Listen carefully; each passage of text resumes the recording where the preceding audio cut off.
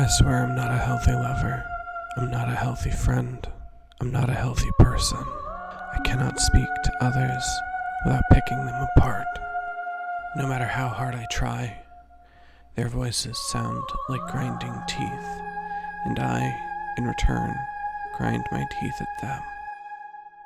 As a lover, I become obsessed, possessed by their every feature, their every trait, like a creature craving for beauty, not to appreciate it, but instead to devour it, to devour them entirely, hoping to consume them and myself. I met someone new today. She's beautiful. Her voice is that of an angel. We sat together for hours. And it's the funniest thing. Do you know what she said to me?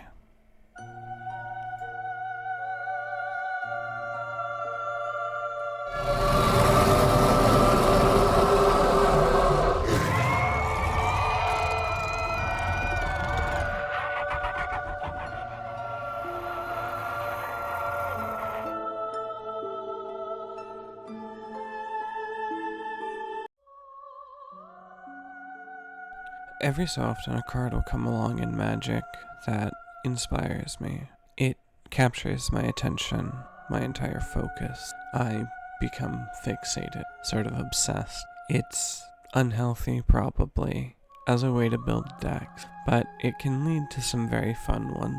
Leads to interesting challenges. I have a Cross the Defense Contractor deck that I think I built in a single day because I read the commander's text box. And I was like, this is fascinating. Cross is a pretty horrible commander that protects your opponent's creatures, but then forces them to fight one another, and as it turned out, this was the most enjoyable way to play a sort of control deck. In Tarkir Dragonstorm, a new commander has come about that has fascinated not just myself, but many other players in the game. Teval Arbiter of Virtue is a very strong commander, but a very hard to understand commander as well. The first thing to understand is that this Teval, the one I'm talking about, is from the main set. This is not the Teval from the commander deck, which many people seem to have it confused with. One of my complaints about recent Magic the Gathering design is that they will print at the same time 2 or 3 creatures with the same name, and it will be literally the same character, but the card design will be significantly different. Teval the Balanced Scale, for instance, wants you to create a general Sultai Dredge deck. They want you to put cards in and out of your graveyard. And this is a very strong strategy, but this is not the same strategy as Teval Arbiter of Virtue. Surveying people online, it seems like everyone is drawn to using this version of Teval to cast big spells or try to pump infinite mana into things. They seem to think that this card only exists to be played on board for a single turn. A 6 mana ritual. That seems pretty weak. I think I spent 5 hours online talking to various people about their ideas for the deck, trying to find out what other people had in mind to make this commander interesting and possibly powerful. When I was talking to people, a lot of people were just like, General Delve, Dredge, Self-Mill. These are all really good ideas, but I think a lot of them do not respect the unique features of Teval. So let's talk about the features of Teval. Teval Arbiter of Virtue is a legendary spirit dragon. A blue, a black, a green, and 2 colorless mana for a 6/6 creature with flying and lifelink. Teval has perhaps one of the best lines of text I've ever seen on a card. Spells you cast have Delve. If you're not familiar, Delve is perhaps one of the most broken mechanics from old Magic. This was effectively for Spellslinger decks. Affinity. It means that whenever you go to cast the spell that has Delve, you can exile cards from your graveyard in order to pay for 1 colorless mana. When people read this during spoiler season, they couldn't understand How could anything give all of your spells delve? Don't they remember Dig Through Time and Treasure Cruise being banned in just about every competitive format? Treasure Cruise was a harmonized with Delve, and it was too strong. It broke multiple formats. How could they forget? How could they possibly ever forget? But Teval limits your abilities here. Whenever you cast any spell, you lose life equal to its mana value. Now that's fun. People see this limitation and they become afraid. They say that the card is suddenly bad because it drains you for a bunch of life, but Bolas's Citadel also drains you for life, and that's still considered a fairly strong card now, isn't it? People will look at this and think big X spells and being able to cast large creatures and so on. And all of these are viable strategy. I think the funniest version I've seen of this is, of course, going to be from Veggie Wagon, who is an incredibly funny content creator for the Magic the Gatherings. And I saw them mention that they cast a Profane Transfusion off of Teval. Profane Transfusion switches 2 players' life totals. It costs 9 mana. That is perhaps the funniest thing I could think of. You pay 9 life, delve away a bunch of cards, and dome your opponent for 9 damage. It's funny, but I don't think a fireball is particularly effective. Many other players will suggest cards like Platinum Empyrean or Platinum Angel, saying that these can prevent the life loss. They do indeed prevent the life loss, but I think we're learning the wrong lesson here. We're learning to work against Teval. We're fighting her. Teval is a beautiful dragon. You shouldn't fight her. You should learn to work along with your commander. She has unique features. We ought to learn to respect them.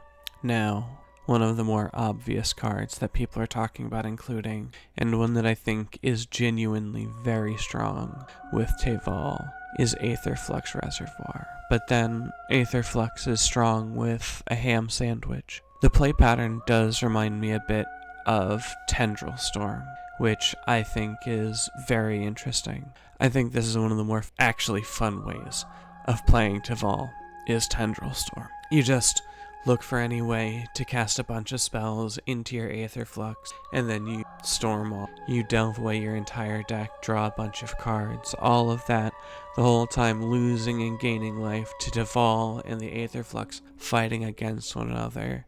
You can feel the dragon and the tower pulling in opposite directions until reality itself snaps. Now that's a dramatic image. But when I build in Gander, I actually don't like fighting against Mike himself. I like to think of my deck as embodying the character. I want to feel what Teval feels. I want to feel like this dragon. When I built Cross, I did not fight against the urge to buff my opponent's creature. I leaned into, and I want to lead Teval. I want to know her. I want to become Teval. And as it turns out, there is actually many spells in this game that allow you to get unique benefits from Teval without draining yourself too badly while maintaining her game plan. We can look at the original Delve spells and see their unique features to try to get an indication of perhaps what it is we would be looking for in spells. For instance, Murderous Cut is actually quite an expensive murder. It costs 1 black and 4 to destroy target creature at instant speed. This is a pretty bad card, but because of Delve, it is at least playable. Taziger's Cruelty is a black and 5 for a sorcery that has each opponent discarding 2 cards. These cards aren't considered particularly good. As a matter of fact, the few powerful Delve cards out there are cards like Become Immense. 1 green and 5, target creature gets +6/+6 until end of turn. Delve. This is a very powerful card that can turn any creature into a threat at any time, assuming that its controller has a sufficiently packed graveyard. Gurmag Angler was actually considered to be a fairly major threat, despite being a vanilla 5/5 creature, because of its Delve. You would think 7 mana for a 5/5 would be really bad, but being able to get a 1 mana 5/5 is pretty strong, as you might imagine. Logic Nut is a counterspell that I really enjoyed. It's 2 blue mana and X in order to counter target spell unless the controller pays X. Delve. So these feel like very basic cards. Of course, there's the 2 most broken Delve cards in Magic the Gathering in Treasure Cruise, which is an 8 mana draw 3. It's 1 blue and 7 Delve. And then there's Dig Through Time, which is 2 blue and 6 Delve. Look at the top 7, pick 2, put them into hand. These cards are both incredibly powerful card selection and card advantage. And then there's Delve's old friend, the extra turn spell, Temporal Trespass. 3 blue and 8, Delve, take an extra turn, exile it. So Delve is looking at very basic game actions, but for very expensive unless you're removing your graveyard. And this still allowed Delve to create incredibly powerful deck. So how do we take advantage of perhaps what might look like basic game action, but allow us to scale without increasing our costs too badly? Recently, in Legacy, some cards were banned. They were too powerful for the format, creating too large swings and without quite enough cost to them. Sowing Micah Spawn is 1 green and 3 for a 3/3 devoid creature. It has a kicker of 1 and a colorless. When you cast the spell, search your library for a land, put it onto the battlefield, and then shuffle. When you cast this spell, if it was kicked, exile target land. Now, a 4 mana 3/3 might not sound very good, especially if it comes with costing you 4 life. This seems particularly bad. However, we want to get a look into how Kicker works. You see, Kicker is an additional cost to casting the spell. However, added costs do not increase the mana value of a spell. So, we could spend 1 mana and delve away 3 cards in order to get to search our library for a land and get a 3/3. This isn't too bad, but it produces not quite enough of a swing. Instead, we can delve away 5 cards, still only losing the 4 life, and be able to exile target land. This produces a massive swing in sufficiently value-piled games.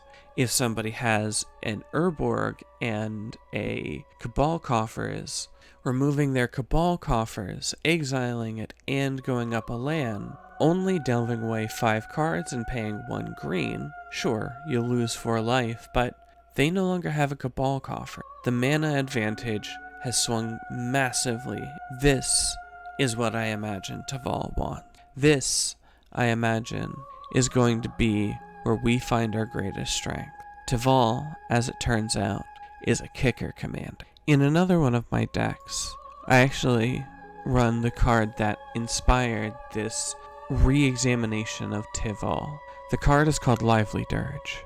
It's 1 and a black for a sorcery, and if you were to only pay that, the card would do nothing. Instead, it has Spree. Spree is a somewhat interesting mechanic. It is an escalating modal cost. This means you have additional costs to get its effect. For an additional colorless mana, you search your library for a card and put it into your graveyard, then shuffle. For 2 additional colorless mana, you return up to 2 creatures with total mana value 4 or less from your graveyard to the battlefield. So this could be a 1-drop and a 3-drop, 2 2-drops, anything like that. Spree, like I said, is an interesting mechanic because regardless of how many modes you choose, the Lively Dirge will always be mana value 2. Teval will always drain you for 2 life. Teval can also pay all of these additional costs, however. Teval, you can delve 4 cards away and only pay 1 black in order to cast Lively Dirge. You're paying 1 black and 2 life to put any creature from your deck into your graveyard, and then up to 2 creatures with a combined mana value of 4 or less from your graveyard to the battlefield. This seems fairly powerful to me.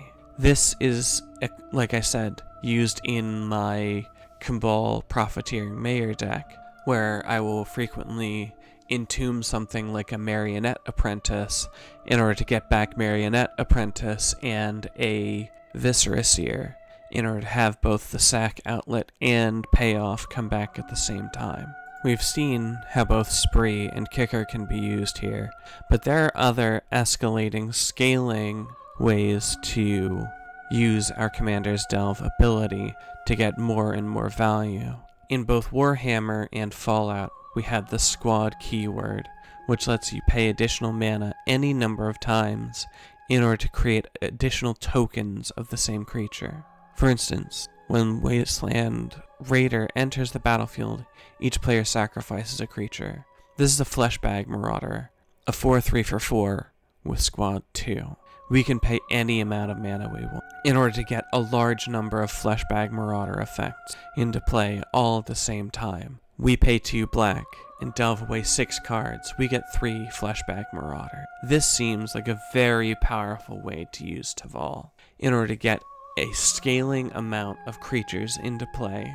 In Bloomburrow, Squad saw a weaker cousin in the Offspring mechanic, though I don't particularly like any of the cards with Offspring, specifically for Teval, although there is something to be said for Starscape Cleric, draining your opponent's life whenever you gain life, and you will be wanting to gain life in this deck. Also, just a fun shout out to Bob and Baby Bob with Darkstar Augur.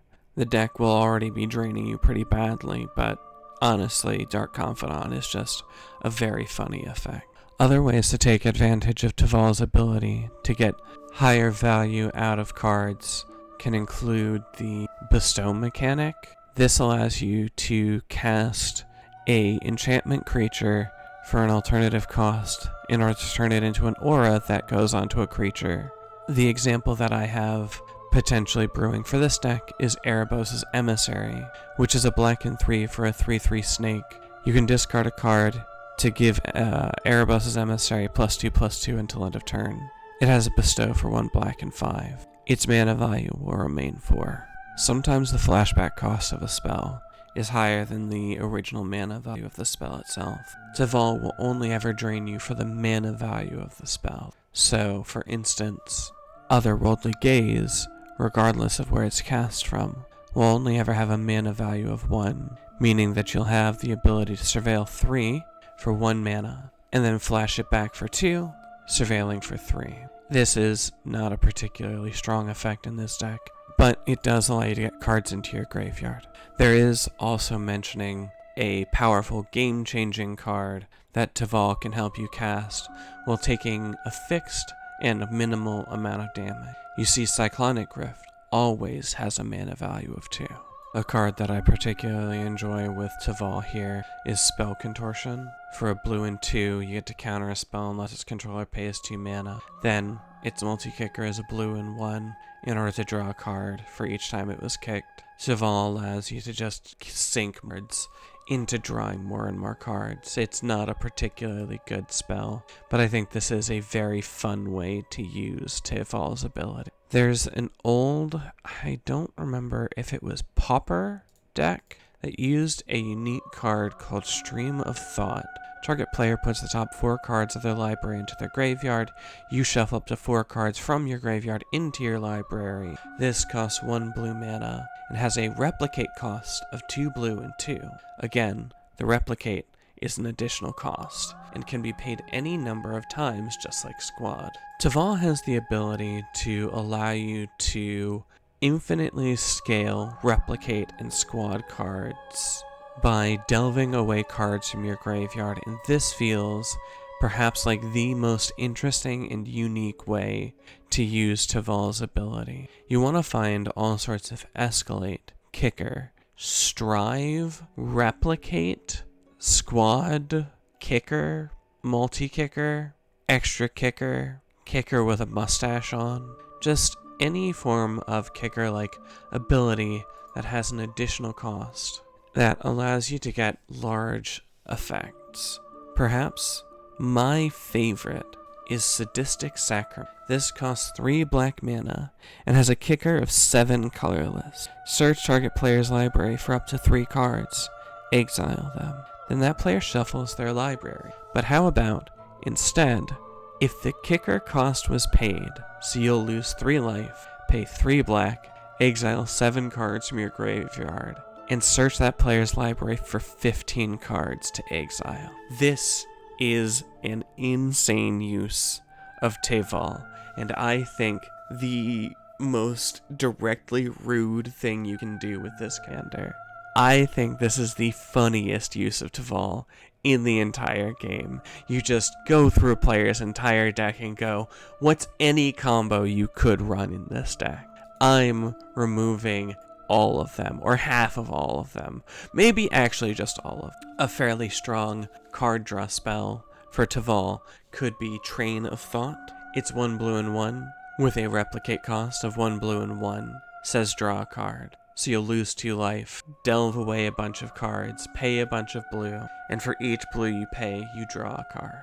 Oh my god, hey, so I was in the middle of, actually trying to wrap up recording this video, recording the audio for this video, and I completely forgot to mention, actually, the last minute include that I found for Teval that is perhaps the jankiest goddamn thing I've ever seen, and I really want to talk about it. I really want you to include it in your Teval deck. So there is an old card from Apocalypse called Emblazoned Golem. It costs 2 colorless mana, and it's a 1/2 golem, but it has kicker X, and you can only spend colored mana on X. And no more than 1 mana of each color may be spent this way. So you can pay a red, a green, and a black in order to put 3 +1/+1 counters on it. And this sounds really cool, except, hold on, Delve can't be used to pay for colored costs, right? It already says it only pays for colorless mana. However, that's not how this works. Because you see, the way Emblazoned Golem actually works is when you cast Emblazoned Golem, you set its kicker X to a number, and then you pay into that X. And the thing is that the X is not set in colored values. You don't set X as oh, I'm going to pay 2 black, 2 red, 2 green, whatever. You couldn't do that anyway because you can only put 1 of each color in. But X is only X. X is only a generic number for Emblazoned Golem. So you say 5, and you can only spend colored mana for that 5. However, Delve interacts in a weird way here, because it doesn't touch the restrictions, apparently. This was a thing, supposedly, with, Merciperian only being able to use only mana from creatures. You could convoke it, you could reduce the cost with Animar, you can Delve it. I had a really long conversation with some judges about this one, and mostly I would want to include Emblazoned Golem just because of the weird rule here. But yeah, my eyes are starting to hurt.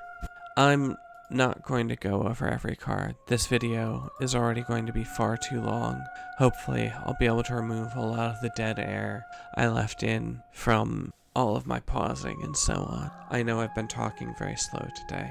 I am sick and I am in pain, but I wanted to talk about Teval because this card is fascinating, and people, I think, are underestimating all the amazing things that Teval can actually do. This is perhaps one of the most unique commanders I've seen in a very long time, and I think to reduce it down to an X spells deck, or reduce it down to a 5-mana ritual in your command zone it kind of sucks. It is perhaps a very fun way to play Teval, but I hope I've given you at least a jumping off point for an interesting way to look at this commander.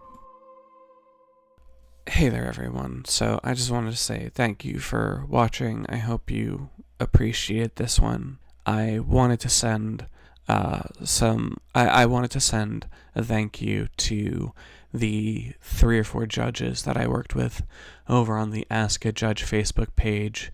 They were an absolute wonder.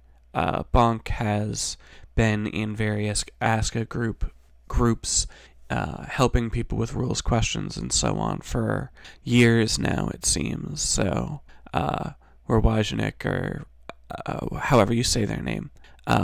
Absolutely thank you for that. And of course, thank you to both Zoe and Ben from the same page. Yeah. Anyway, thank you for watching. I really appreciate it, and good night.